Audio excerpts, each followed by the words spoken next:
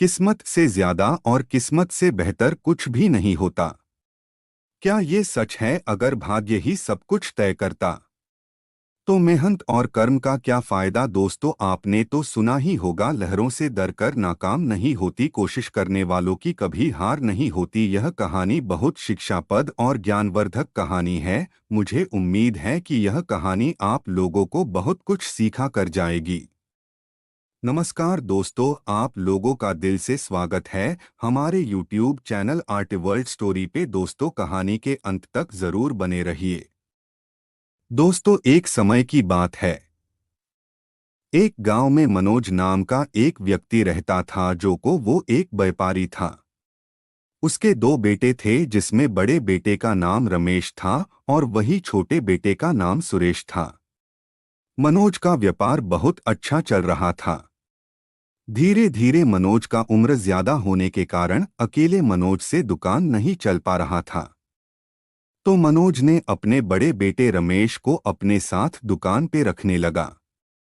हालांकि मनोज का बड़ा बेटा अपने पिताजी का सारा बात भी मानता था, जैसे कि पिताजी का बात पत्थर की लकीर जैसे हो जाती थी।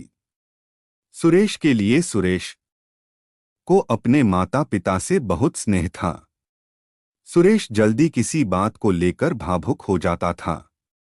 वही मनोज का छोटा बेटा सख्त स्वभाव का था। मनोज अपने छोटे बेटे को पढ़ने के लिए दूसरे किसी बड़े शहर में भेज दिया। सूरज बहुत मन लगाकर पढ़ा करता था, जिससे कुछ बरसों में सुरेश बहुत बड़ा ऑफिसर बन गया। जब सुरेश की नौकरी लगने की खबर घर पे आई तो सभी ने बहुत अच्छे से अपनी खुशी को जाया किया। अब मनोज की नजरों में दोनों बेटे को लेकर हीन भावना आ गई। मनोज अब दोनों बेटे में भेदभाव करने लगा। इस बात से रमेश को बहुत बुरा लगता था, लेकिन रमेश फिर भी किसी से कुछ भी नहीं कहता था। कुछ दिन बीत जाने के बाद सुरेश अपने घर आया तो सुरेश के माता पिता सुरेश की बहुत खातिरदारी करते हैं। वही रमेश पूरा दिन दुकान पे रहता था और जो भी उस दुकान से पैसे आते वो अपने पिताजी को से देता था। जब सुरेश घर आया तो रमेश देखता है कैसे पिताजी और माताजी सुरेश और रमेश में भेदभाव करते थे। वही सुरेश को डोट अच्छा खाना देते थे और रमेश को डोट सुरेश के बाद रखते थे। ये सब देखकर रमेश को बहुत दुख होता है। फिर भी रमेश कुछ नहीं बोलता है, क्योंकि वह सोचता है कहीं मेरे गलत बातों से मेरे माता पिता को दुख न हो, बस यही सोचकर रमेश चुप रहता है। लेकिन एक दिन जब मनोज अचानक बीमार पड़ जाता है तो रमेश अपने पिताजी को लेकर डॉक्टर के पास जाता है। जब डॉक्टर चेक करता है तो बोलता है, आपके पिताजी का किडनी खराब हो गया है, इनका 2 दिन के अंदर ऑपरेशन करवाना होगा। रमेश डॉक्टर से बोलता है, ठीक है डॉक्टर साहब, लेकिन मेरे पिताजी पहले की तरह अच्छे हो जाएंगे।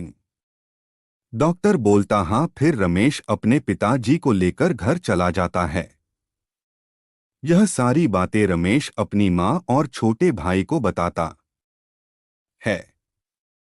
तभी माँ अपने छोटे बेटे से बोलती है, देखो सुरेश, सारे पैसे हमने तुम्हारे पढ़ाई में लगा दिया, हमारे पास इतने पैसे नहीं है जैसे तुम्हारे पिताजी का ऑपरेशन हो पाए। इसलिए बेटा, तुम्हारी जो भी सैलरी है वो पैसे से अपने पिताजी का ऑपरेशन करवा लो। तभी सुरेश पैसे देने से मुकर जाता है और बोलता है, देखो माँ, थोड़े मोरे पैसे तो लगेंगे नहीं पिताजी के ऑपरेशन में, जो मैं दे दूँ। वैसे भी पिताजी की उम्र हो ही चुकी है। जैसे ही इतना सुरेश कहता हो है कि मनोज की पत्नी अपने छोटे बेटे को एक चांटा लगाती है और कहती, शायद मैंने तुम्हें जन्म देकर बहुत बड़ा पाप किया है। फिर सुरेश वहां से नौकरी के लिए निकल जाता है, यहाँ सबको ऐसे हाल में छोड़कर। लेकिन वही मनोज का बड़ा बेटा हार नहीं मानता है, वो अपनी माँ को समझाता है। रमेश डॉक्टर से बात करके रमेश अपनी किडनी अपने पिताजी को देता है। फिर ऑपरेशन सफलपूर्वक हो जाता है, मनोज भी ठीक हो जाता है। लेकिन मनोज को पछतावा होता है। जो उसने रमेश के साथ किया था। दोस्तों, हर माता पिता को समझना चाहिए कि हम अपने सारे बच्चे के साथ एक सा व्यवहार रखें, किसी बच्चे में भेदभाव न रखें।